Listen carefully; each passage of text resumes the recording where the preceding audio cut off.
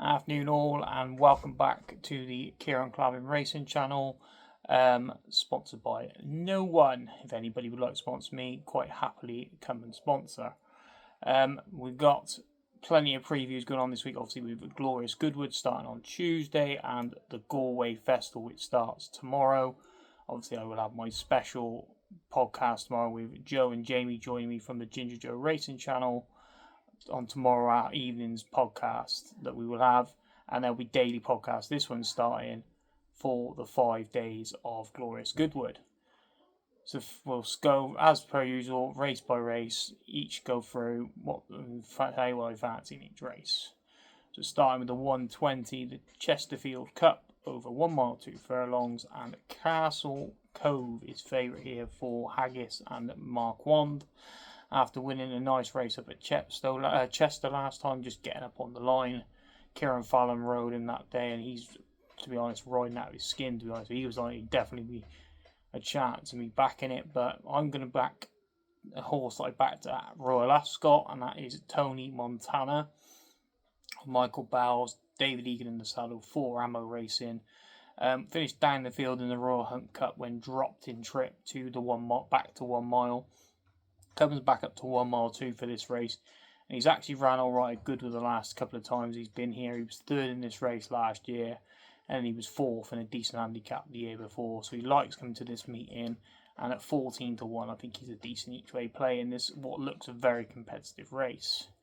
The 155, the Vintage Stakes over 7 furlongs, and Dorset is favourite in here for Aidan O'Brien and Ryan Moore, off the back of 2 runs at the Curragh, winning the second time up. But he's very short in the pen. I think he's around a 7 to 4, 15 to 8 shot, far too short in the pen. And I think that helps in regards to we're going to probably get a decent price to back my selection, which is Humidity of Andrew Balding's James Doyle in the saddle for Waffnam Racing. Obviously a brilliant winner of the Chesham Stakes up at Royal Ascot. He was obviously part of the 5-timer that we had on the fantastic Saturday that we had that day. He started it off and he's gone. I think this will be the next stepping stone. They think he's a Guineas horse, and I can't see why he wouldn't be a Guineas horse. He saw out the trip really well last time out, and I think this could be a stepping stone towards another decent and another win and a decent step in the right direction towards in his career. And at 4 to 1, it's a great decent bet, I feel. The 230, the Lennox Stakes over 7 furlongs. Kim Ross is favourite here. Good old Kim Ross. Won this race previously. I think he was 3rd last year in this race. And he is 130 favourite for Rafe Beckett and Ross Orion. But the horse I like in here is Noble Champion, the Jersey Stakes winner. He's currently about 5-6 to 1 in the betting. Market's only just coming up after the declarations.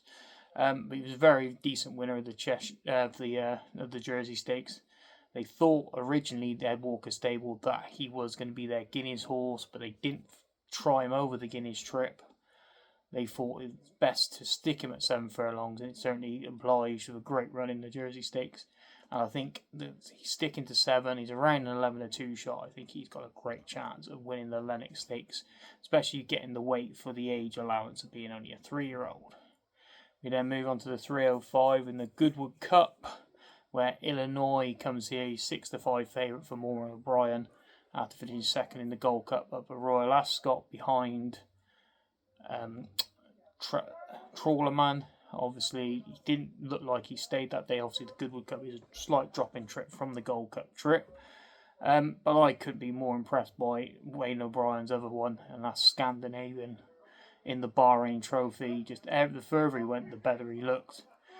And not only you got that, and the fact that he won so impressive last time. Ryan will obviously have the choice. He's gone for Illinois.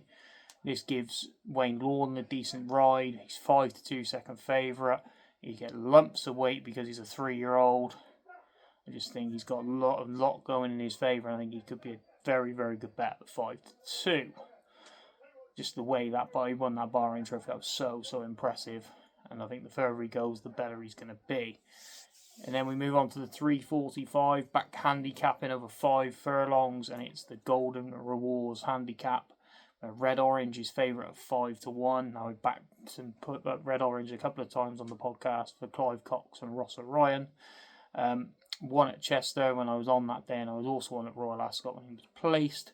I'm not going to be on this time, though. I'm going to be deserting him, and I'm going to be going for a bit of a swing, a bit of a price, and that's Rosario of Roger Teal's Jim Crowley. So currently 20-1 best price.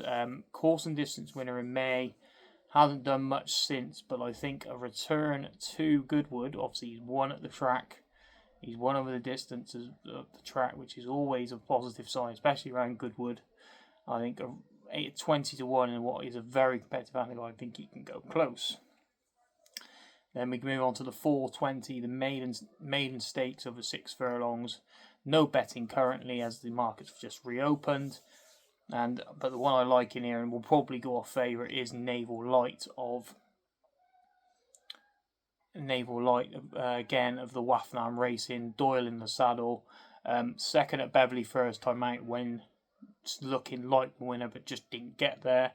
And then was 8th down the field behind Charles Darwin at Royal Ascot. Now stepped up to 6 furlongs, which I think will suit better. And the fact that he's returning to maiden company, I think he'll take all the beating. Then we move on to the 455, the Ridgeview Fillies Handicap over a mile, where Dash of Azure is favourite for Kingsgut and Beckett off the back of finishing 5th in the Sandringham last time out. The horse I'm going to pull up, though, actually finished 11th in the same race, but is a decent price, around 20-1, and that is Beautiful. He was actually at the top of the weights, and that's for George Bowie and Billy Loughnane. Like I said, 11th in the Sandringham, behind the favourite in this race. Then ran a decent race up at Newmarket where he was 4th that day. I think at 20-1, I think you're going to get 4 or 5 places in this race. I think he could outrun his odds and potentially hit the frame at 20-1. So both are full for me in the 455. And then we move on to the final race, the 530. The Whirlpool Fillies Handicap over 6 furlongs, where Dubai Treasure is favourite in here for Cy Binzer and Oshie Murphy. 4th in a decent handicap up at York last time out.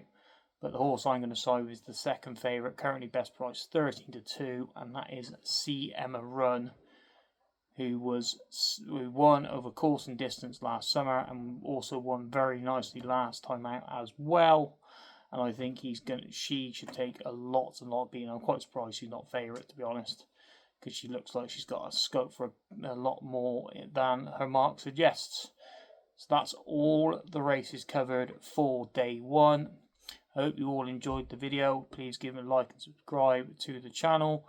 Like I said, I'll be back tomorrow. I'll be in Monday evening with not 1 but 2 podcasts. We'll have our Galway podcast with Jamie and Joe, and then we're also going to have day 2 of the Goodwood Festival as well. But thanks again for listening, guys. I hope you all enjoyed it. Please like and subscribe to the channel, and happy punting all.